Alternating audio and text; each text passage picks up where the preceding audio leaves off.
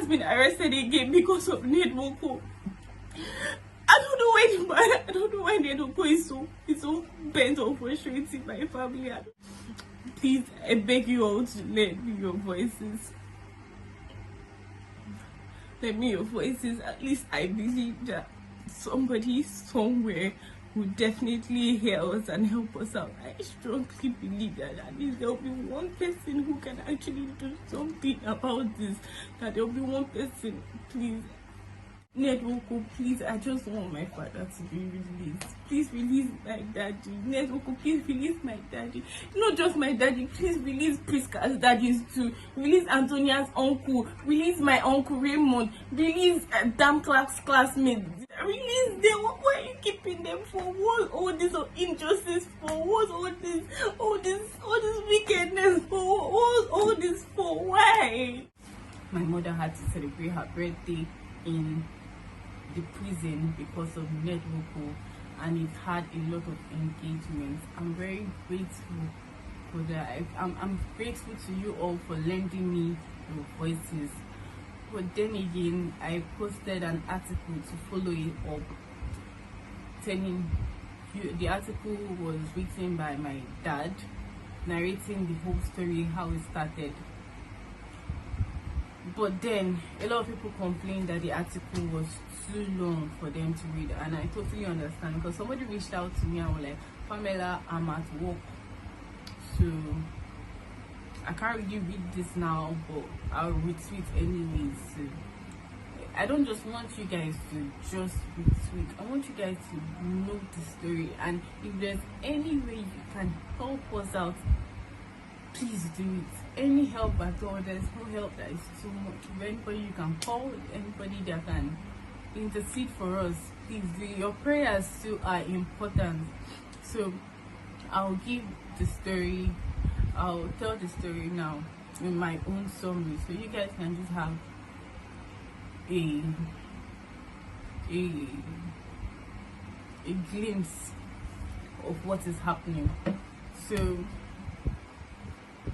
but then I still implore you guys to read the story in full details, because I don't like when people just know half of the story.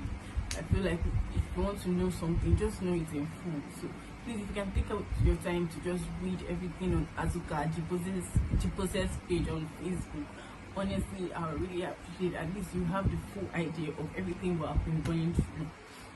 So I'll just tell the story from my own side now. So last year, how it started. Okay, this is the second arrest that is happening of my dad. Last year, I got a call from a strange number saying, Uzo, sorry, be strong for your daddy. I know what's happening. It will be hard for you guys now. All this kind of talk. And I'm like, I don't understand. Which one is be strong for my daddy? Which kind of talk is this one? Obviously, you guys know where my mind went to. I was scared to my own marrow. I was praying in my mind. Immediately, I don't even know what I replied. That man said, well, I hung up and called my daddy immediately. I didn't want to call my mother to ask what happened to daddy. I wanted to hear from my daddy directly, because me, I don't want to hear that. God forbid, okay, God. And I called my dad the next night, I heard a strange voice. I said, who is this, daddy? Daddy said, yes, Uzo. I said, daddy, are you sure this is not your voice? Say, Uzo, it's me, don't worry, calm down, I'll be fine. I've never heard my dad sound like that in my life. I said, okay, I was convinced that was not my daddy. So I called my mom and I said, Mommy, one strange man called me telling me to take heart. I should be strong for daddy. What's happening? And I called daddy. Daddy was not sounding like daddy. I'm not sure it's daddy that is with his phone. Next thing, my mom told me that I don't know where they told you. I was trying not to tell you because I know that you'll be so worried. I don't want to get you so worried. even worried. I mean, mommy, what happened to daddy? No one get worried. Next time I started crying. What happened to daddy? And I said, you see, this is why I don't want to tell you. You will start crying. I said, okay, sorry, I'm not crying. Just tell me. She now told me that they ambushed your father yesterday, that he was coming back from a burial he went for in the village, and next thing, a lot of policemen just gathered. They were driving, a lot of policemen just talked to them on the road, started pointing guns at them, telling them to calm down. They were so they were so, I don't even know English to this words. They were so wicked that next thing, my father now came down and followed him. But that's what they told her. That she, the next day, that was that morning, that she got a call from my dad telling her that sorry for the interruption, my phone memory got full. So he said he had already got into Uromi, and he's on his way to Abuja. So they had already transported him from Asaba to Abuja to detention. My mom corrected me yesterday, said detention. Detention. Inside detention now, they had not charged him with any case. He was just there. Where is the case? So let us attend to it. Nothing was happening. He was there. That's why he was there. Corona came. My father started lockdown before they announced lockdown. He was in that detention. Corona came. That one, Corona just made the matter worse because nobody was not listening to us. Everybody said that they are locked down. Something that they would have just given an order. Everybody was saying they are locked down. Okay, they are locked down. That's what my father was doing. Well, finally, case got to court. My mom told me yesterday, they now moved him from detention to prison. Apparently, detention and prison, they are two different things. Prison is actually better. What my daddy is in right now is actually detention, not prison. He said prison, at least you can move around. Detention is just more room. I've actually never been to the prison or detention to see my dad. My daddy doesn't want to see me around. He doesn't want to see me in a very bad state. So that's what my mom tells me. So as he was in detention, finally the case got to court. He moved him to prison. That's how he was in Kuje prison in Abuja for months. See, they took my father on pharmacy induction day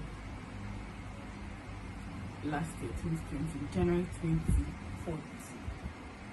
They released him on May 5th. What's wrong with me? May 12th, on my mother's birthday. We were so happy. After over 5 months, I had not seen my father. During the lockdown, we were just at home without my father. Imagine. It was so sad. Every day prayer, Nwoko, refuse my father. Nwoko, stop like this. Nwoko, please save us from Nwoko. Save us from Nwoko. Save us from the hands of Nwoko. That's our prayer every day. There's no prayer we pray that Nwoko will not be inside. So, they released my father with a very ridiculous bill. Very ridiculous bill. Bill of 50 million naira and the landed property in Abuja. Which kind of bill is that one? Just tell the person to sleep there now. Just tell the person to sleep there. Because it was not only my father. But God did this. Someone was able to stand in for us and help us a whole lot. That's the owner of Rain Oil, Gabriel Obichi, of which his life is now in danger for helping us. So please, you guys should help me spread the word, because while I was everywhere, there is news that they sent people to assassinate Gabriel Obichi. Why? Just because they helped us. Nwoko just wants to intimidate all of us in that village. He doesn't want anybody to talk. Whether you have money or you don't have money like him, all of you must be intimidated because he has a lot of influence. No lies, he has a lot of influence in this country. I don't know who is bigger than him, but I know that there are a lot of people bigger than him, and definitely somebody will hear my cry. Somebody will hear my cry. It is awesome, you know. So he was built. Next thing this year, on this very fateful day, I called my uncle just to call him and talk to my uncle like a normal. Next thing, my uncle is telling me, is it true that they arrested your father again? I did not understand. I had to hang up and call my mom. I had to call my mom to ask her what was going on, and she was like, Mom, what happened? They asking me if they arrested daddy again. And she was like, yes, that they arrested me again. I said, what happened again? She said, it's the same case. This time they didn't change some things in it. They won't, the same victim, the same person. That you guys will get the whole information and details on Azikaji process page, like everything. You guys will analyze this case and tell me if the thing makes sense to any of you. You will tell me it is obvious. You will see how obvious it is that this is just a case that was just made up and has this very rich sponsor backing it up with money.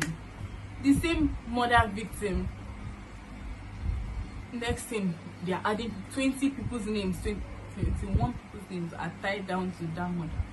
My father's name is Amon. That's what they arrested him for again. I really need you guys to look at the case. I'm going to post the case file. Look at it, analyze it, and tell me if this thing makes sense. And tell me if you don't know that there's obviously something very, very, very fishy going on in that case. This conspiracy is just so annoying and it's just so unfair. All for what? All for what? Why? Because my father told you to follow due processes in collecting the land in the village. Nwoko, the billionaire, what are you doing forcefully collecting people's lands in the village when you can just buy it? Why don't you just buy it? My father told him to just buy it. Next thing, Nwoko, once you don't agree with once you don't dance to the tune of his music, you're in trouble. That's how most of my village people are in trouble like this.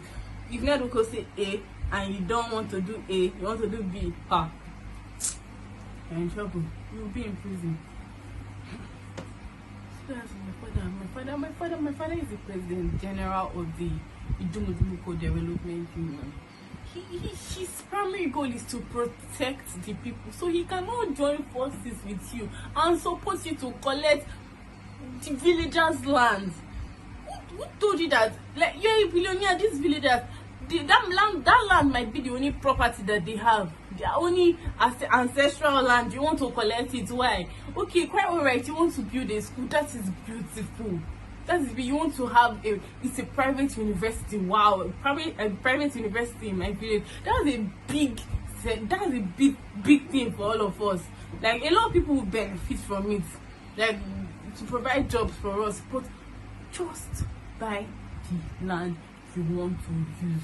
And quite alright, our previous OB had already given him 33 acres of land before. Now he wants more. And when they gave him that land before, he told them that he wanted to build a dairy farm. Everybody, dairy farm in my village, that is very impressive. Sorry, my video is cutting. The space on my phone it's not much, so I just have to film the meeting. Sorry, I should have deleted everything I had at once. So everybody was impressed that dairy farming out here, that would be so nice and all that. You get. Next thing, we gave Nwoko land to build dairy farm. Next thing, we saw mansion. What is dairy farm? We don't understand. Baba built mansion, better house, like a whole mansion for himself.